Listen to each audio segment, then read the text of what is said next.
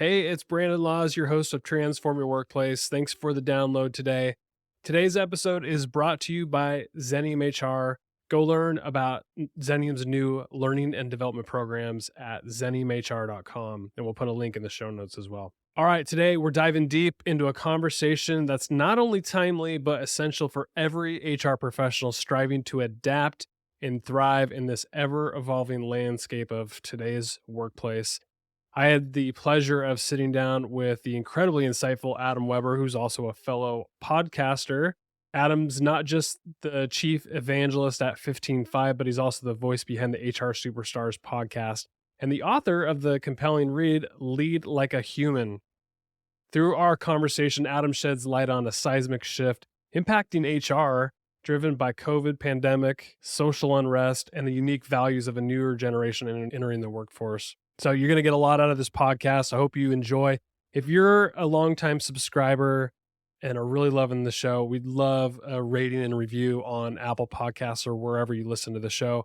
And sharing on social media is the best compliment you could possibly give us. It helps others like you find the show and help them transform their workplace culture in a positive way. So thanks for tuning in. Enjoy the conversation with Adam Weber.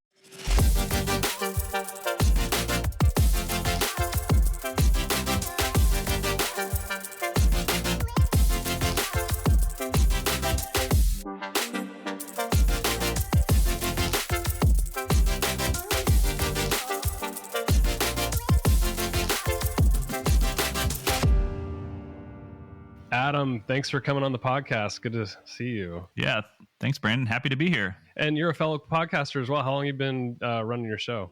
Well, I host the HR Superstars podcast, and I'm about a year in, so not quite as tenured as you. You're like the OG in the HR podcasting space, but I love it. There's always room for more. Yeah. Okay. Well, good. Thanks for welcoming me into the club. I've noticed. I was looking at some of your show and your episodes, and we've interviewed some of the same people. I'm curious, what are some of your favorite guests that you've had so far, or maybe even topics if you want to drill down there? Yeah. Well, I think big picture topic for me and like what the whole purpose of the show is really to help usher HR leader. Like the HR industry is just changing so fast right now. Absolutely. From administrative function to a strategic function, from reactive to proactive, from gut feel to proven metrics.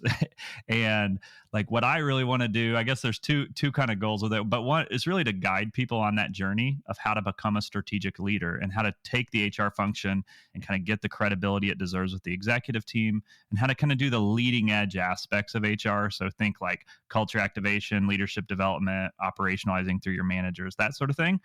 And then the other, just can't, I've been a chief people officer. I was a founder of my own company that did employee engagement. And I realized that throughout that time, I had so many conversations with guests, or not with guests, but just with like the very best HR leaders, just by myself, and nobody else heard them. And I was like, instead of doing that, I'm just going to press record and open it up to the world. So, because everybody should have access to high quality, people who are doing like leading edge work. I so agree. So I appreciate what you're doing, especially as a chief people officer. I mean, you're probably well connected and just have seen how the industry's changed. And I want to get into that because if you've observed this shift in HR people from like compliance and legal and benefit, like the very tactical side of HR, to more of like culture activation and really like people growth. Like, why is that happening?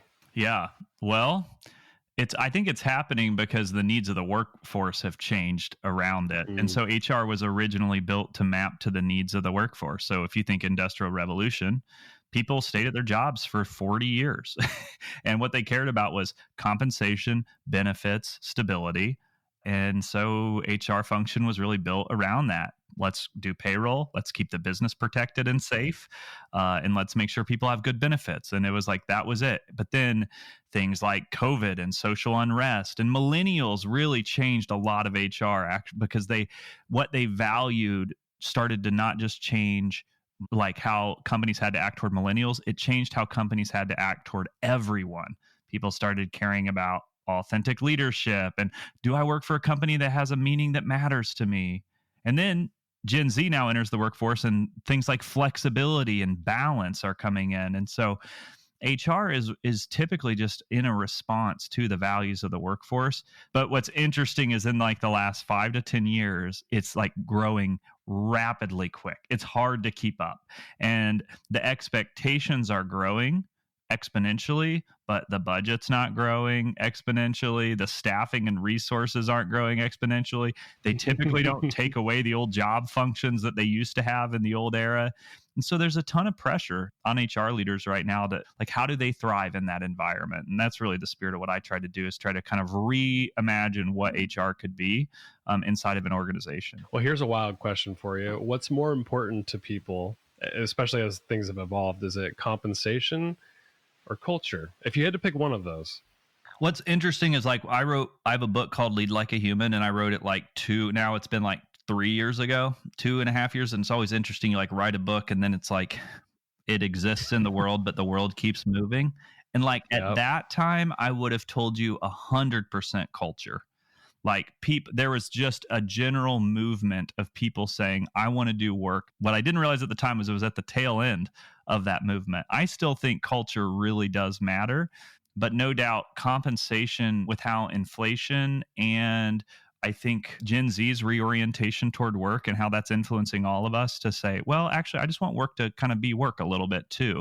And I want to make sure that I'm like able to function in society. And so boy, if I had to pick one, the thing is, compensation is just a practical reality. So in this moment, I'm going to say compensation. I think it's the right call. Yeah. Just because it's a foundational need. Yeah. It's a foundational need. Exactly. If we don't have that, then how do you enjoy the culture and enjoy life? And like, there's a ripple effect to not having adequate compensation. So I would probably say the same thing. Yeah. That being said, and having interviewed, gosh, who knows how many people over my career, I cannot tell you how many people I've interviewed who've worked at huge companies, who've made amazing salaries, who you would think would be like the envy of everyone. And like, they've got it, they've made it, and they are absolutely miserable. It's like as if they're doing the most soul crushing work you can imagine.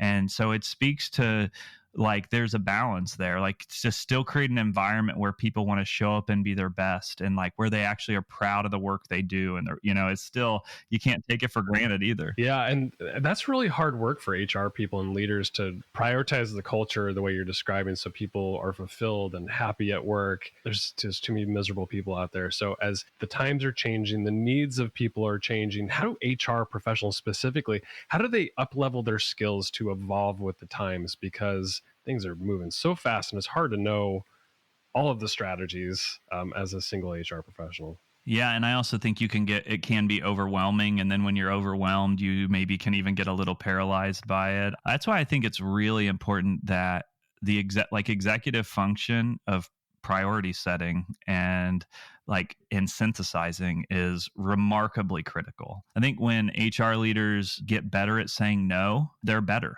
themselves. One of the interesting things I've observed about HR leaders is that they're world class at receiving no's. Like they get rejected constantly. They'll bring this new idea or initiative to the executive team. They'll get a no, and then they just kind of like sheepishly walk away, which is a lot of like what my talk is now, is like, how do you respond to no's? How do you kind of debate effectively with executives? And then the flip side is that somebody else will come to them with something that feels like a pressing fire in their world.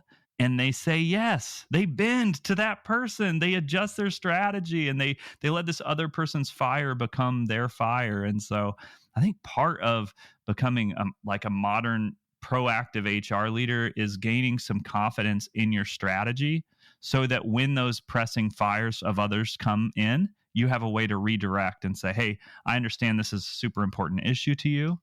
I also want you to know that these are my two priorities right now, and this is what I'm working on. And then just readjust the timeline. For HR people who are really having a hard time becoming a strategic part of the business, some businesses it's just so ingrained in their culture or their business strategy that HR is really not. It's fluffy function or whatever. I'm just putting words in people's mouth right now. But how do we gain influence over the senior leadership or executive team to make sure that they know that HR is a strategic part of the business. Our people matter. Yeah, this is the shift that's happening in HR right now, and it is a non-trivial shift. Actually, like Sapient Insight Group, if you've heard of them, they just came out with a research report that said that for the first time this year, first time ever, executives view HR more often than not as a strategic function. 51%. Wow. I finally tipped over. Yeah, huge milestone. But then when I like share that with people, I'm always like, yeah, but what about the other 50%, right? Yeah. And they're battling to change that perception. If I had to synthesize, and I have a keynote that I'm doing right now that really gets at like, so how do you kind of gain a strategic foothold inside the business? And I think at its core, you have to speak the language of the business. So you cannot do these mandatory HRE type specific language. You need to learn how does the business make money, and then tie your strategy directly to the business. Yeah. You need to use data to back up your initiatives. It can't just be gut feel. It can't be. And what I love about HR leaders is they're often very accurate with their intuition, but it's not acceptable anymore to just use intuition to kind of get things approved. You will get rejected by executives, and you won't change that perception unless you do that. And so kind of foundationally, those are the first two things that need to be in place in order to begin changing the perception. In the data side too, like there's no excuse anymore. Like the tools that HR people now have, data's at your fingertips. So like being able to synthesize that data and bring that to the executive team about, why we might change a strategy or why we need to invest in a new strategy. I mean, it's founded on data, like we have it. So why not use it? Yeah, we have. Exactly. We have it. And, to me, it's also, I guess, just for the listener, I don't want you to feel even more overwhelmed. That's not the spirit of what this is, because sometimes data, and I had a data HR company for a long time, like it can feel overwhelming. And so, one, finding the story in the data, like what is the data? What's the story? But then two, it's like, to me, what is HR accountable for from a business perspective? And then focus the data around that. To me, there's three big ones. One is we should be responsible for the collective employee performance of the company. And so we should have metrics that track the performance of our employees. The second is the engagement. Like, is the team motivated? Are they aligned to the goals of the company? It's quantifiable. That's the work that's been a decade doing that. And then the third is turnover, and specifically regrettable turnover. Like, as an HR leader, we should really be very public and visible with the executive team on regrettable turnover, and how are we doing as a company at keeping those people that need to be a part of this team, or that we want to be a part of this team. Your podcast name is HR Superstars Podcast. So I know that you've had tons of conversations with HR people. You write about the secrets of high performing HR people. Give me a couple of those secrets. But for those HR people who are listening and feeling overwhelmed right now, maybe they can hone in on a few things that might make them HR superstars. Yeah, my kind of thesis is this. I've talked over the last decade, I've talked to over 1,000 HR leaders. I've noticed that the top 5% are kind of having a very different experience than everyone else. And so part of the work I do is to try to demystify what it is that they're doing. They've changed the perception. They've got these big initiatives that for some reason don't get blocked when everybody else's do.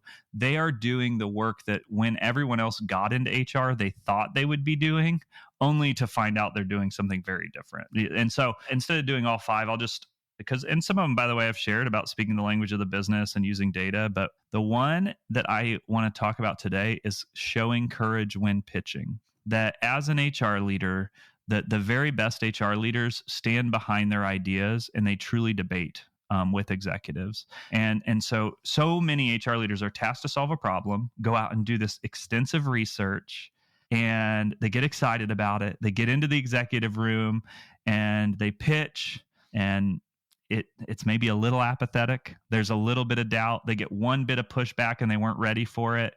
And executives, especially CFOs who always lead with no, and CEOs that always scan for risk, when they see any flaw, go straight to no. And the typical HR leader walks out of that room dejected and perpetuating this cycle of like, woe is me. Nobody respects me here. And I want to flip the script a little bit and just say, before you go into that meeting, you do whatever you stand up tall in the mirror, you do that power pose, you walk in with conviction and confidence, and you pitch it like the work that you do matters as much as it actually does, because it does matter. And then when you get that no that should be expected, hang in there. Like now the conversation is starting. And I want there to be this one moment that happens where you say something like this: You've tasked me with this thing, with this task. I'm concerned that status quo is a risk to our business. There's a reason why you tasked me with. And so I'm confident that the plan I've put together is the right plan. And I'm asking that you trust me to execute, and like put yourself out there a little bit. And so that'd be the one right now that I'm like really keen on challenging HR as a collective. Like let's believe in our work. Like and the reason I say this with confidence is because like I actually believe in this. I believe in them. I believe that what they're doing is the right thing for businesses, and I want them to not be blocked. I want them to do the work of their dreams. In your book, Lead Like a Human, you're emphasizing the human aspect of leadership. And I personally think it's so important that we as leaders are authentic and vulnerable. But I want to ask you, like, in the business environment where in the past, like toughness and a stoic demeanor has kind of run rampant through leadership style, how do we like bring the right level of authenticity and vulnerability so we can, be more human for our people? Yeah, and it is such a delicate balance, like vulnerability without actually. I have a podcast episode, Jacob Morgan, who wrote the I book. had him, yeah, leading with Oh, vulnerability. you did? Okay, yeah. I love this. One thing he said on the podcast that I loved was like vulnerability plus competent. And like that really resonated with me. I think for me, like part of why I wrote the book was that when I first got into leadership, I had a lot of bad managers before me. And when I was stunned by how stressful being a manager and being a leader was. And when I started to feel the weight of pressure and the weight of stress, I started to have moments where I like acted out in ways that like were really just the patterns before me. And I was like, I can't spend my career like this. Like I can't spend my career kind of leading in a way that's not connected to my core person. And so I really set out on a journey myself of like discovering who I am and like being confident in that, and then leading in a way that was in alignment with my own self. And I think when you do that, the gift that you give to your team is a calm, steady presence. I think there's a genuine optimism, but I also think it's like when people see you as a real person and a genuine person, and you see them as a genuine person, it's not nice. I'm not talking about the fake stuff. It really creates an atmosphere of safety for everyone, where then you can actually challenge people more because they want to work for you and they want to be the best for you, and they trust you. They trust that you have their best interest at heart. And so it's not to avoid hard conversations. In fact, I think leading in this way opens the door to have real talk with your employees and kind of a trusting, safe place. What do you think some of the mistakes that leaders make that create disengagement on their teams and in the culture? I mean, it impacts the culture overall. So what are some of those mistakes that you've run across? I would say, and like having an engagement measurement company, like I did have the great fortune of like looking across data of like, That's why I'm asking you this question. yeah, so many. And then and like here are two stories. There's one story about an executive and there's one about a manager. Here's a consistent truth. A lot of times companies have an asshole on their executive team who creates a chaotic culture for everyone. And it is just like a blanket of psychological unsafety. And for whatever reason, that person could be the CEO, COO, CFO. It's position agnostic, head of sales, whatever it may be, right? It's position agnostic, but its poison is dramatically powerful. But they have some role that's central to how the business makes money that has made everyone else kind of tolerate it. And in the toleration of that behavior, they basically manifest a bad culture. That's probably the very most common thing that I've seen. The second would be a superstar individual contributor who has a ton of potential and wants to be great, and they get their first manager job and they have no discernible skills in management. And management is a learned skill. It is not something that is inherited at birth. And when you have that taking place at scale, which is normally what happens, like it's not just like one superstar individual contributor that got promoted to manager. It's like a whole bunch of them all across the company, wreaks total havoc and chaos across your company. I want to hone in on that because I feel like HR professionals can play a role in helping those new managers who were great contributors and now they're promoted to manage other people. How can HR facilitate their develop it? Because I really do feel like they play a role. They do play a role. And what I love is that you don't know the secrets and we're just like accidentally walking through them, which is also very affirming to me, because number 4 is that like old school HR tries to shoulder too much and be a superhero. They try to take on, say yes to everything. Yeah. New school strategic HR operationalizes their work through the manager. Like they recognize the biggest impact they can have on the company, and what really changes an employee's experience is a great manager relation. So creating standards across the organization that set expectations for what they expect from managers. How often do you meet? How do you give effective feedback? And putting in a scalable manager development program that is consistent and steady and regular all across the organization. And then how do you then use the managers to get messaging across throughout the entire organization as well is really foundational to what some of the, I mean, it's the very best HR leaders lean into this concept, and they really have like kind of cracked the code on how to both develop the managers and then also how to enable them to activate the company culture. Well said. I totally agree with you on that.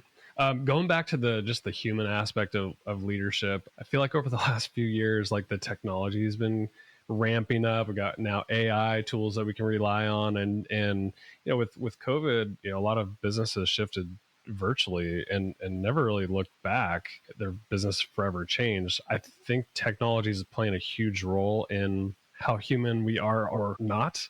What role do you think it plays, and how can we make sure that even if we're using these tools that we can still be human? I feel quite positive about technology in general to create efficiency. Like I think efficiency saves time. You can create simplicity. I mean, like I certainly don't long for the days of like, I used to have this Google Docs dashboard that was like my HR metrics dashboard. Well, like now I'm like, oh, it just sounds terrible to keep it up to date. And I'm like, no, there's that. You can just have a dashboard with your core outcomes and like live in that. It's just so much more efficient. AI, I think, has a ton of potential too, to like synthesize work, a lot of content, how to not get stuck in data, synthesize for the story. I think there's tons of potential there.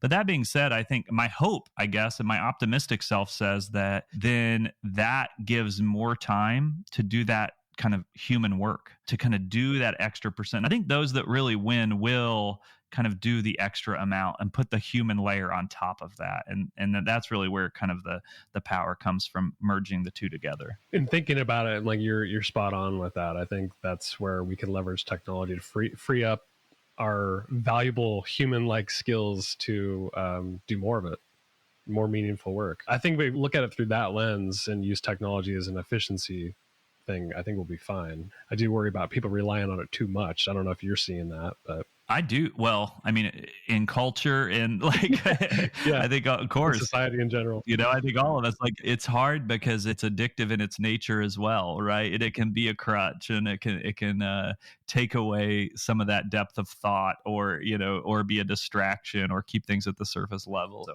I do think it deserves scrutiny. What I don't think it should be is just like accepted without going, is this better? Like every single type of technology is not always better. Right.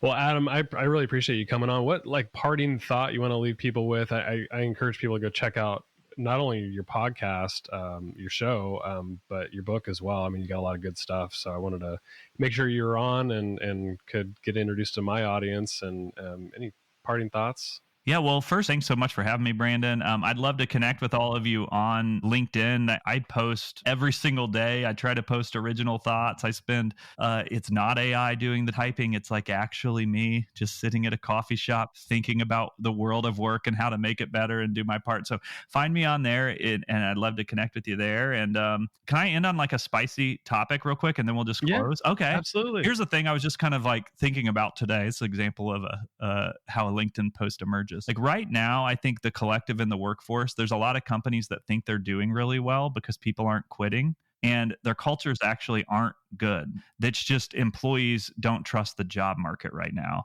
And as soon as the market turns in the employees' favor, there's a lot of employers that are going to be in for a rude awakening. So like right now is actually the moment to be investing in your culture. There you go. That's a parting thought I was just thinking about today. That's a great parting thought. I 1000% agree with you right now. I think people are uneasy about a lot of things in the business environment, the market, all that. So they're hunkering down. I get it. Thanks for having me. Yeah, thanks for coming on, Adam. Appreciate you.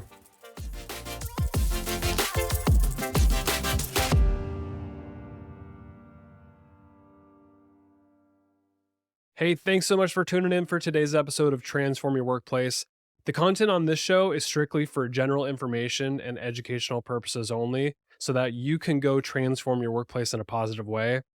The views, thoughts, and opinions expressed on the show are the guest's own and don't represent the views, thoughts, and opinions of either Zenium HR, the sponsor of the show, or me, the host, Brandon Laws. Additionally, Zenium HR or myself, Brandon Laws, doesn't endorse any guest, their business, or any organization they represent, so discretion is advised. We encourage you to work with a trusted advisor to find a custom approach that fits your organization's needs. Thanks for tuning in to today's episode.